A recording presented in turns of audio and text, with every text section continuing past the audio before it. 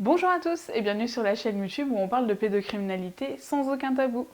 Aujourd'hui, on va parler d'un sujet qui me tient énormément à cœur, comme beaucoup de sujets concernant la pédocriminalité naturellement. Et ce sujet, c'est les gens qui ne se sentent pas concernés par la pédocriminalité. Alors comment m'est venue l'idée de cette vidéo? Elle est très simple. Dans le cadre de, à la base déjà du collectif et ensuite de l'association, j'ai été amenée à aider des victimes et à aller par exemple à un procès. D'ailleurs, merci beaucoup Sabine qui m'a accompagnée au procès. On est allé donc soutenir la famille. Quand on y va, c'est vraiment pour soutenir. On n'est pas là pour... on peut donner des conseils, mais on n'est pas là pour parler ou autre, loin de là, ni pour intervenir. Et donc, on était à côté de la famille, et arrive l'appel de l'affaire, la juge commence à expliquer exactement de quoi il s'agit. Et là, qu'est-ce qui se passe?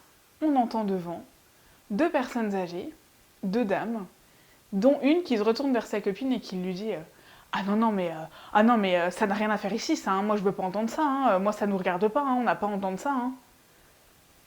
Et là, qu'est-ce que je fais? Je leur dis ben concrètement nous non plus on ne devrait pas être ici. Puis elle se retourne, elle me regarde et je la regarde, je lui dis nous non plus on voudrait pas être ici. Concrètement, pour la première raison, c'est qu'on aimerait que ce soit jamais arrivé. Et la deuxième, c'est qu'on ne devrait pas être en correctionnel. Donc en effet, on ne devrait pas être avec les problèmes de voisinage. On ne devrait pas être, par exemple, à mon procès, avec des gens qui se battent pour des terrains au cadastre. On devrait être où? En cour d'assises. Mais je me suis dit, on va reprendre les stats en France aujourd'hui, les plus récents. Et d'ailleurs, si vous voulez le lien sur lequel je trouve toujours tous mes stats, etc. Alors de 1, il y a l'INSEE, et de 2, il y a un site qui s'appelle Statista, et qui en fait fait des sondages, alors quasiment tous les ans. Là, leur dernier chiffre date de mars 2022, ce que je vais vous donner. Mais c'est hyper intéressant si vous voulez vous tenir informé sur un sujet. Parce qu'ils font des études tous les ans et ils mettent souvent à jour leurs données. Et naturellement, à vérifier aussi que c'est des statistiques qui sont raccords avec ceux du gouvernement ou ceux de l'INSEE. C'est toujours important d'avoir 3 sources pour, si jamais on en a 2 qui sont d'accord entre elles, que l'autre vienne les confronter, etc. Il faut toujours bien vérifier ses sources et ne jamais affirmer des choses où on n'en est pas sûr. En tout cas, s'il m'est arrivé d'ailleurs de faire des erreurs dans mes vidéos, c'est que j'avais les 3 sources qui me disaient la même chose, et après des personnes sont simplement venues un petit peu modifier, donc par la suite je modifie à l'oral. Pour revenir à ça, je me suis dit, concrètement, la dame elle se sent pas concernée. Alors pourquoi? Ça peut être parce que ça n'est jamais arrivé dans sa famille, ou alors simplement parce qu'elle n'a pas envie d'entendre ça. Le problème c'est qu'ils sont pleins comme elle à pas vouloir entendre ça, dont parfois nos proches. Et c'est pour ça que les victimes d'inceste, finalement, elles sont jamais écoutées. Il y a encore Pixel. Salut. Et du coup, je me suis dit, quoi de mieux que de dire aux gens à quel point ils sont concernés. Si vous regardez cette vidéo, que vous en êtes là et que vous êtes persuadé que l'inceste, ça vous regarde pas, si les chiffres que je vais vous donner ne vous regardent pas, je sais pas ce qu'il vous faut. Alors, c'est un article qui a été mis à jour et qui a été publié par Maxime Gauthier. Et il précise d'ailleurs au départ dans son article, la pédocriminalité, plus communément appelée pédophilie, désigne les violences et crimes sexuels commis sur des mineurs. Je veux revenir là-dessus parce que beaucoup de gens parlent de pédophilie, ça n'a rien à voir avec la pédocriminalité. Alors naturellement c'est le début pour aller vers la pédocriminalité, mais quand on parle d'actes d'inceste ou de choses qui se finissent au tribunal ou autre, c'est qu'il y a passage à l'acte, et du moment où il y a passage à l'acte, on est bien sur un pédocriminel. Pour moi, en tant que survivante, c'est super important d'avoir le bon langage. Ensuite, donc, au niveau de la part des victimes d'inceste, on est quand même à 10%. Si vous voulez savoir combien ça représente, je l'avais publié dans une vidéo il y a plus d'1 an, c'est 6,7 millions de Français, 3 enfants sur 10. Et si on ne fait rien, en 2025, ce sera 5 enfants sur 10. Faut quand même faire quelque chose, je pense.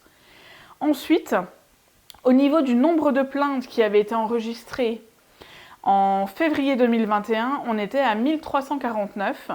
Et donc quand ils ont refait l'étude en mars 2022, on était à 2712 plaintes. Il y en a beaucoup qui m'ont interrogée quand j'ai montré cette étude en me disant « bah tu vois, la parole se libère ». Pas forcément. C'est peut-être pas... Là, ils ont pris sur un mois. Et finalement, c'est pas forcément des plaintes qui vont aboutir.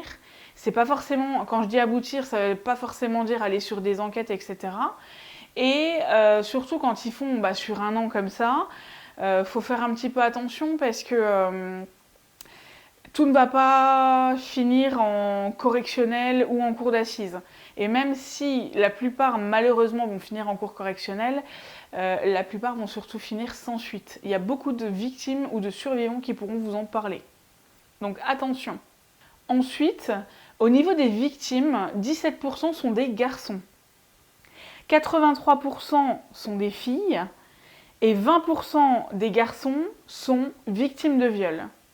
C'est important parce que quand on est victime d'inceste, il n'y a pas forcément viol, il y a peut-être attouchement sexuel. J'avais fait une vidéo pour expliquer la différence entre les deux. Ensuite, 95% des hommes sont les agresseurs. Ça veut dire qu'il y a 5% de femmes qui agressent. Le lien avec la victime, dans 80% des cas, c'est un membre de la famille proche ou un membre proche de la famille. Si vous arrivez à me suivre. Les lieux des agressions sont... pareil, dans 80% des cas, le domicile familial. Donc si vous dites que ça ne vous regarde pas parce que vous estimez que ça doit rester dans la sphère familiale, qu'est-ce que vous allez dire le jour où ça arrivera dans votre famille? Posez-vous la question. Ça arrivera forcément avec 3 enfants sur 10, 6,7 millions de Français.